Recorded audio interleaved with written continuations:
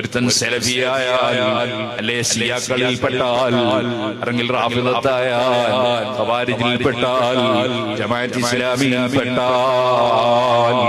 അവനെ പറ്റിയാണ് നബി സല്ലല്ലാഹു അലൈഹി വസല്ലം പറഞ്ഞ ഹദീസ് ഇമാം ബുഖാരി ഒരു തവണയല്ല രണ്ട് തവണയല്ല പല സ്ഥലത്തും ബുഖാരി ആവർത്തിച്ച് റിപ്പോർട്ട് ചെയ്തിട്ടുണ്ട്. ഫഅലൈഹി ലഅനത്തുല്ലാഹ്, അവൻ അല്ലാഹുവിന്റെ ലഅനത്തുണ്ട്. സുബ്ഹാനല്ലാഹ്. ഞാൻ ഏതോ ഒരു പ്രസംഗത്തിൽ പറഞ്ഞു, സുന്നിയല്ലാത്തവർക്ക് മകളെ വിവാഹം ചെയ്തു കൊടുക്കാൻ പാടില്ല, മകളെ കെട്ടിച്ചു കൊടുക്കാൻ പാടില്ല എന്ന് ഞാനൊരു പ്രസംഗത്തിൽ പറഞ്ഞു. അത് പറയേണ്ടതല്ലേ മുസ്ലിമീങ്ങളെ? കാരണം അള്ളാന്റെ ലഅനത്തുള്ളവർക്കാണോ മകളെ കൊണ്ടുപോയി കെട്ടിച്ചു കൊടുക്കുന്നത്? അള്ളാന്റെ റസൂലിന്റെ അതേ മലക്കുകളെ ലഅനത്തുള്ളവർക്കാണോ മകളെ കൊണ്ടുപോയി കെട്ടിച്ചു കൊടുക്കുന്നത്? അങ്ങനെ ഒരു മുസ്ലിമിന് ധൈര്യം വരുമോ?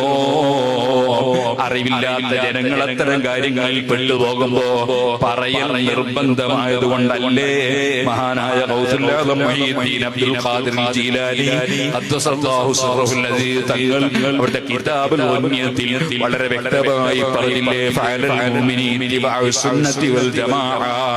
അതേ മുഅ്മിനായ മനുഷ്യൻ സുന്നത്ത് ജമാഅത്ത് ഫോളോ ചെയ്ത് ജീവിക്കണം എന്ന് പറഞ്ഞിട്ട് മഹാനവറുകൾ പറഞ്ഞു. അതിന്റെ ശേഷം അതാ സുന്നത്ത് ജമാഅത്തിന്റെ വിരോധികളുമായി അവരോട് എതിർത്ത് തന്നെ നിൽക്കണം. അവർക്ക് നിക്കാഹ് ചെയ്ത് കൊടുക്കാൻ പാടില്ല, അവരെ വർദ്ധിപ്പിക്കുന്ന ഒരു ഏർപ്പാടും ചെയ്യാൻ പാടില്ല. എന്തിനധികം ഒരു പെരുന്നാളിന്റെ അന്ന് ആശംസ പോലും അവർക്ക് പറയാൻ പാടില്ല, അവർക്ക് നിക്കാഹും ചെയ്തു കൊടുക്കാൻ പാടില്ല. സുബ്ഹാനല്ലാഹ്. ഇതല്ലേ ബഹുമാനപ്പെട്ട ശംസുല്ലമായി അബൂബക്കർ മുസ്ലിയാർ അവറുകൾ അതേ സുന്നത്ത് ജമാഅത്തിന്റെ വിരോധികൾ മരിച്ചാൽ അവർക്ക് മയ്യിത്ത് നിസ്കരിക്കാൻ പാടില്ല എന്ന് പറഞ്ഞ് ശംസുല്ലമായി ഉസ്താദ് ഫത്വ കൊടുത്തപ്പോ ഈ ഇബാറത്തിൽ ഉദ്ധരണിയല്ലേ എടുത്തുദ്ധരിച്ചത്? അപ്പൊ ശംസുല്ലമയും പറയുന്നത് അത് തന്നെയാണ്. അങ്ങനെ സുന്നിയല്ലാത്തവന് വിവാഹം ചെയ്തു കൊടുക്കാൻ പാടില്ലെന്നാണ്. ഓ സുഹൃത്തുക്കളെ, ഞാനിത് പറഞ്ഞു വരുന്നത് ദീനിന്റെ നിയമങ്ങൾ പണ്ഡിതന്മാര് പറയുമ്പോ പരിഹസിക്കുകയല്ല വേണ്ടത്, മറിച്ച് ഖുർആനും ഹദീസും അനുസരിച്ച് വല്ല വാക്കും പറയാറുണ്ടെങ്കിൽ അതാണ് പറയേണ്ടത്.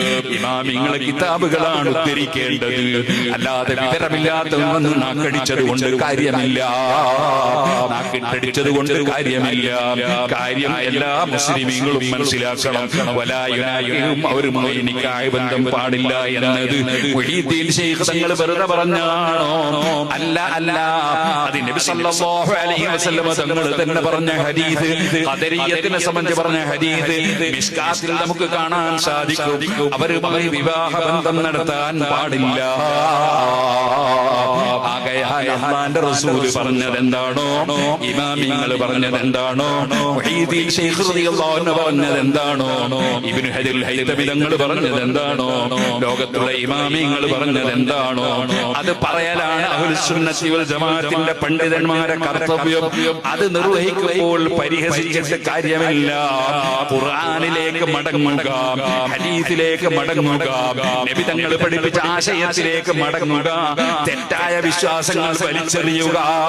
ഇതാണ് ഏതൊരു മനുഷ്യനും ചെയ്യേണ്ടത്. അപകടം പറ്റിയിട്ട് പറഞ്ഞിട്ട് കാര്യമില്ല.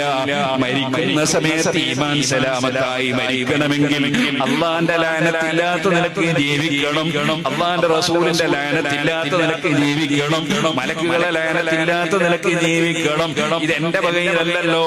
ഇമാം ബുഖാരി റിപ്പോർട്ടിലെ ഹദീസല്ലേ, മൻ ഹദസ, വല്ലവനും സുന്നത്ത് ജമാഅത്ത് വിട്ട് പുത്തനാശയക്കാരനായാൽ ഔ ആവാ മുഹദിസൻ, അല്ലെങ്കിൽ പുത്തനാശയക്കാരനെ ചേർത്ത് പിടിച്ചാൽ ഫഅലൈഹി ലഅനത്തുല്ലാഹി വൽ മലായികത്തി വന്നാസി അജ്മഈൻ, അല്ലാഹുവിന്റെ ലഅനത്തുണ്ട്, മലക്കുകളുടെ ലഅനത്തുണ്ട്, സർവ്വമഹാന്മാരായ ജനങ്ങളെയും ലഅനത്തുണ്ട്. അവന്റെ ഒരു ഫർളും സുന്നത്തും ലാ യഖ്ബലുല്ലാഹു മിൻഹു സർഫൻ വലാ അദില, അവന്റെ ഒരു ഫർളും സുന്നത്തും അല്ലാഹു ഖബൂൽ ചെയ്യൂല. ഓ സുഹൃത്തുക്കളെ, എല്ലാ പണ്ഡിതന്മാരും പറയുന്നത് തന്നെയാണ്, സാധുക്കളായ ഞങ്ങളും പറയുന്നത്. ഞങ്ങളെ വകയിൽ പ്രത്യേകിച്ച് പുതിയതൊന്നും പറയലില്ല. അങ്ങനെ പറയാൻ പാടും. പുതിയത് പറഞ്ഞാൽ പ്രത്യാവാദിയാവും. നമ്മൾ എന്ത് പറയുന്നുണ്ടോ അതെല്ലാം ഇമാമിങ്ങൾ പറഞ്ഞത് മാത്രം പറയാണ്.